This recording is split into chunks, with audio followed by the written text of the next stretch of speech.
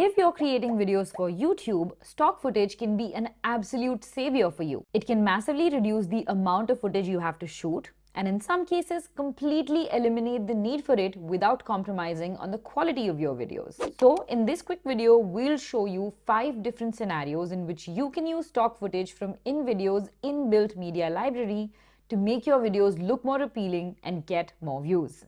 The first and the most common use for stock footage arises when you are unable to film a particular clip while shooting for a video. For instance, if you are showing a New York City montage in your video and you realize you need an aerial view of the city as an establishing shot, you don't have to go out and invest in a drone to do so. You can use the inbuilt stock media library on InVideo, which has over 8 million royalty-free clips from premium sources like Shutterstock and iStock, to find one. Simply go to the Video tab in the InVideo editor and type in New York in the search bar. If you've just signed up on InVideo and are on a free plan, just unselect the checkboxes for iStock and Premium so you can access all of the free clips. You'll still have a lot of options to play with. But if you're committed to creating high quality videos, we'd highly recommend you upgrade to a paid plan starting at just $30 a month so you can access world-class stock footage for your videos. Now I want to add a drone shot between the second and the third scene to complete my New York City montage. So I will select the second scene on the timeline and then I will click on the plus icon above the timeline to add a blank scene. It will automatically get added between the second and the third scene. Now I want to go ahead and adjust the duration of this scene depending on how long I want the drone shot to be. Since the rest of my clips in the sequence are about 2.5 seconds each, that is the duration I want for this shot as well. So I will drag one end point of the scene and bring it in. Once the duration is set, I will then drag and drop my chosen clip onto the canvas, and this will open up a pop-up window where I want to trim the duration of the clip to fit the scene. I will select this option on the bottom left corner of the pop-up window that says Trim Video to Fit Scene. Once I have the required duration, I can drag around this little window to select a different portion of the clip as well.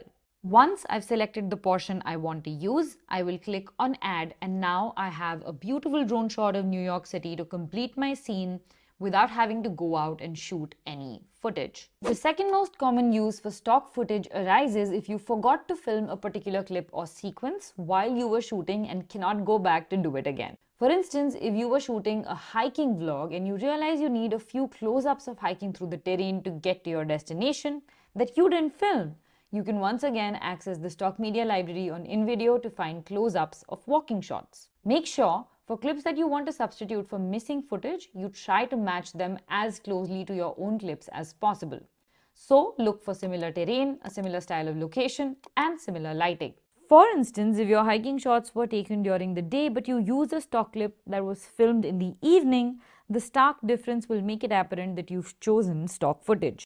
Now, once you find a close match to your own clips, you can use these options on top of the canvas to color correct the stock footage using the Adjust Color option, as well as add effects to them using the Effects option in the top menu to give your video a more cohesive look. The third most common use of stock footage is as B-roll in talking head or explainer videos.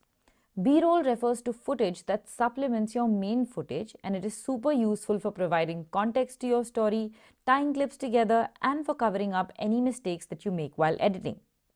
For example, in this video, a flautist is giving tips for first-year music students.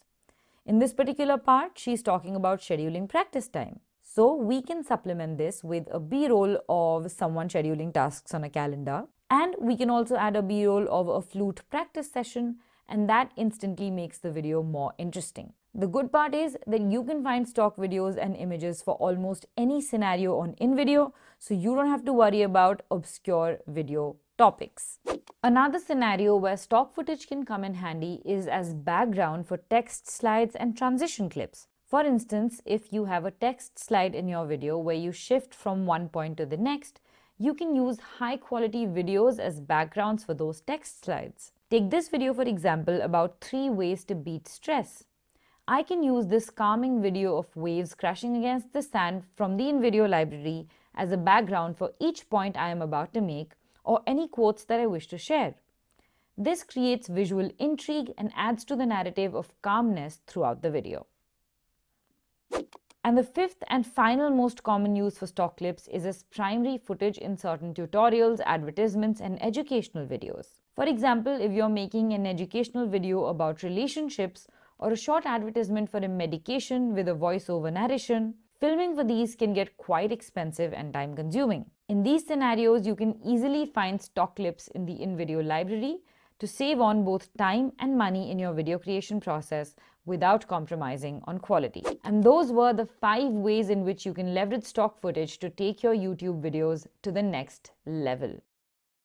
And within InVideo, you now have a one-stop shop for all your stock footage needs, so you can đăng ký dùng thử miễn phí phần mềm tạo video tại trang web invideo.design.